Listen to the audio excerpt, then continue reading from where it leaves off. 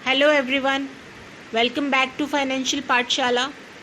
Friends, हम हमारे channel पे बैंकिंग और फाइनेंसेस से रिलेटेड वीडियोस पोस्ट करते हैं और आपकी क्वेरीज को सॉल्व करने की कोशिश करते हैं। तो अगर अभी तक आपने हमारे चैनल को सब्सक्राइब नहीं किया है तो प्लीज़ इसे जल्दी से सब्सक्राइब कर लें और बेल आइकन को भी प्रेस कर लें ताकि हमारे वीडियोस के नोटिफिकेशंस आपको जल्दी से जल्दी मिल सकें। आज की वीडियो में भी हम बात करेंगे कि अगर आप SBI से होम लोन लेने की सोच रहे हैं तो क्या क्या ऐसे क्वेश्चंस हैं जिनके आंसर्स आपको पता होने चाहिए। तो चलिए बिना देर किए शुरू करते हैं आज का वीडियो। सबसे पहले कि कौन ये होम लोन SBI से होम लोन ये ले सकता है, तो ये है कि आपकी जो मिनिमम एज है वो 18 ईयर्स होनी चाहिए इस लोन को लेने के लिए। अगर आप 18 साल के हैं या 18 साल से ऊपर के हैं तो आप ये होम लोन ले सकते हैं। मैक्सिमम इसमें कोई एज लिमिट नहीं है। अब है एलिजिबिलिटी कैसे कैलकुलेट करेंगे। आप कितना होम लोन ले सकते हैं, कितने अमाउंट के लिए आप एलिजिबल हैं। आपकी इनकम का 5 गुना तक आप होम लोन ले सकते हैं SBI से। मान लीजिए आपकी इनकम 5 लाख है, एनुअल इनकम 5 लाख है, तो आप 25 लाख तक का होम लोन ले सकते हैं। इसी तरह अगर आपकी एनुअल इनकम 10 लाख है तो आप 50 लाख तक का होम लोन ले सकते हैं SBI से।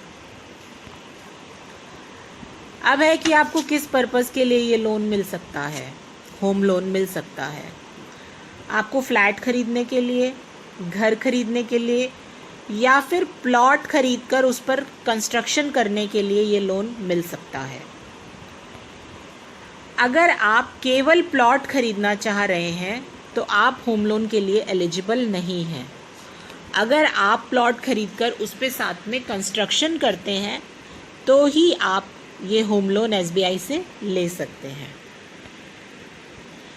अब मान लें कि आपको फंड्स की कमी हो गई है, आपका कंस्ट्रक्शन ऑलरेडी चल रहा है, आपका कोई मकान, घर या कुछ आपका कंस्ट्रक्शन चल रहा है, बट आपको बीच में ऐसा लगता है कि आपके पास फंड्स की कमी हो गई है, तो उस केस में भी आप SBI जाकर होम लोन के लिए उनको अप्रोच कर सकते हैं।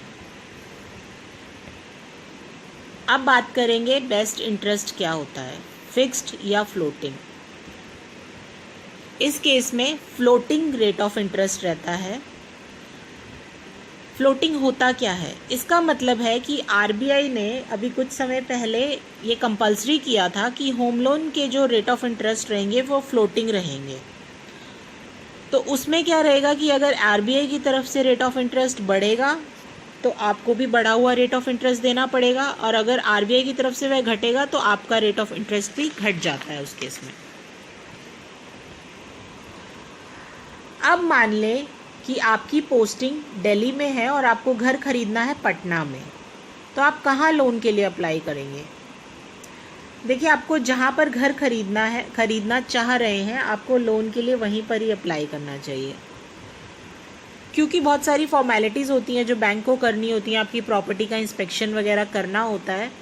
तो इसलिए ये प्रेफरेबल हमेशा यही रहेगा कि आपको जहाँ पर प्रॉपर्टी, जिस लोकेशन में प्रॉपर्टी, जिस जगह पे प्रॉपर्टी खरीदनी है, आप होम लोन के लिए भी वहीं अप्लाई करें। अब है मोराटोरियम पीरियड की बारी। इसमें क्या है कि सपोज अभी आप रेंट पे रह रहे हैं और आपने कहीं पे फ्लैट या कोई घर बुक कर दिया है और अभी उसको पोजेशन मिलने में उसमें अभी थोड़ा टाइम है, तो आप अभी EMI भी भर रहे हैं और रेंट भी पे कर रहे हैं, तो आपके ऊपर डबल बर्डन आ गया है।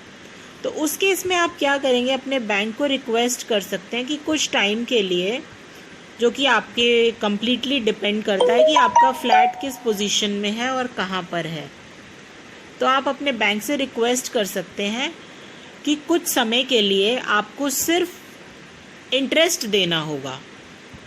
आपका बैंक इसमें आपको सिर्फ इंटरेस्ट लेगा होम लोन का, और प्रिंसिपल अमाउंट में आपको छूट मिल जाएगी कुछ समय के लिए।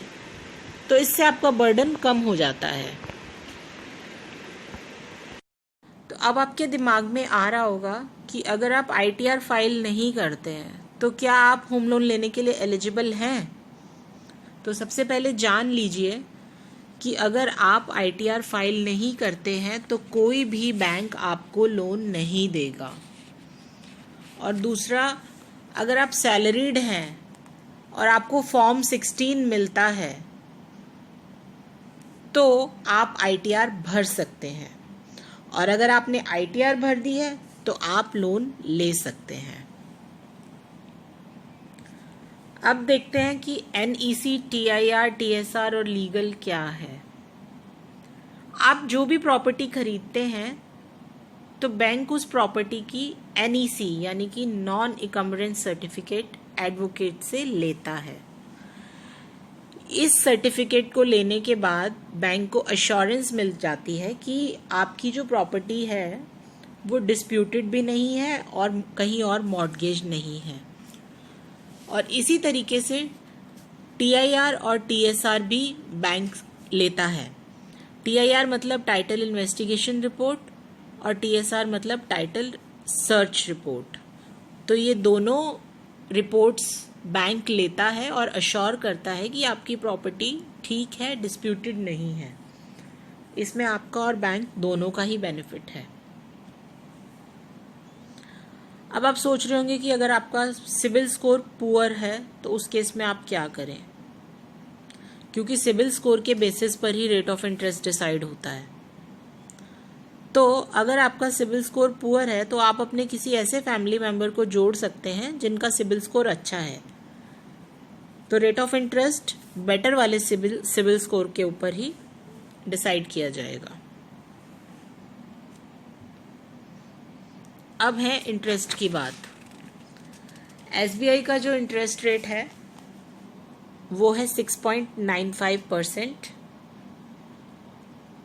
और ये प्योरली किस पे डिपेंड करेगा। मिनिमम तो 6.95% आपको देना ही पड़ेगा, बट सिबिल स्कोर के ऊपर डिपेंड करेगा कि जिसका ज़्यादा बेटर है सिबिल स्कोर तो उसको कम रेट ऑफ इंटरेस्ट मिलेगा, जिसका थोड़ा पुअर है तो रेट ऑफ इंटरेस्ट उस हिसाब से बढ़ता चला जाएगा।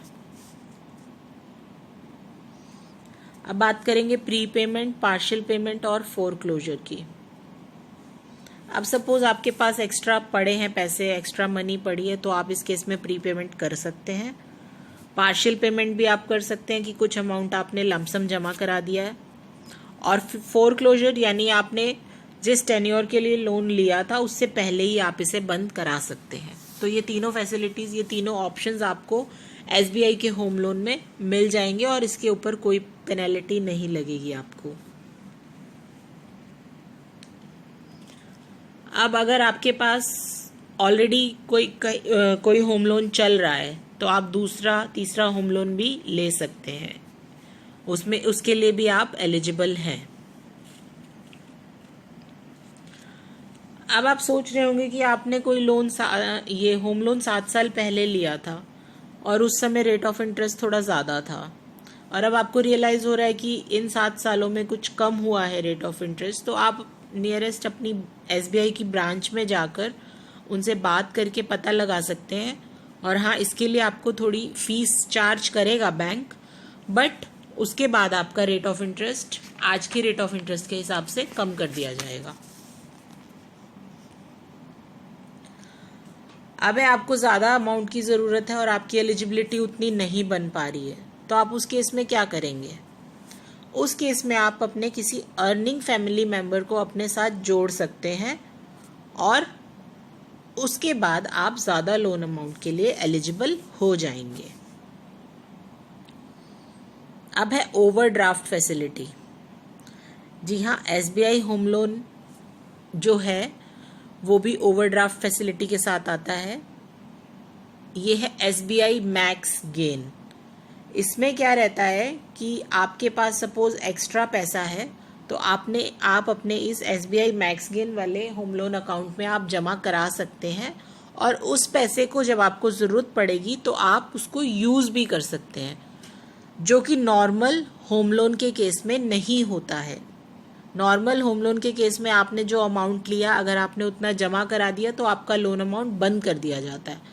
बट SBI मैक्स गेन में है एक फ़ायदा ये है आपको कि आप उसमें जमा करा सकते हैं और उस पैसे को यूज़ भी कर सकते हैं जब आपको ज़रूरत है तो। अब है आपको क्या क्या डॉक्यूमेंट्स की रिक्वायरमेंट है अगर आपको ये होम लोन SBI में होम लोन के लिए अप्लाई करना है। तो सबसे पहले तो एप्लीकेशन फॉर्म रहेगा, फिर आपका पैन कार्ड, आधार कार्ड और आपके 2 फोटोग्राफ्स, आपकी लास्ट 3 इयर्स की जो ITR है या फिर फॉर्म 16, अगर आप सैलरीड हैं तो फॉर्म 16, अगर बिजनेसमैन है तो आपकी बैलेंस शीट, और 1 साल का आपका सेविंग अकाउंट या सैलरी अकाउंट या करंट अकाउंट का जो स्टेटमेंट है वो भी रिक्वायर्ड रहेगा। और आपके जो भी एसेट्स और लाइबिलिटीज़ हैं उनके प्रूफ भी आपको चाहिए होंगे। और बाकी आपसे कुछ और रेलेवेंट डॉक्यूमेंट्स की भी बैंक डिमांड कर सकता है आपके प्रोफाइल को देखते हुए। तो अगर आपको ये हमारी वीडियो पसंद आई हो तो इसे लाइक और शेयर ज़रूर करें। Thank you for watching. Have a good day.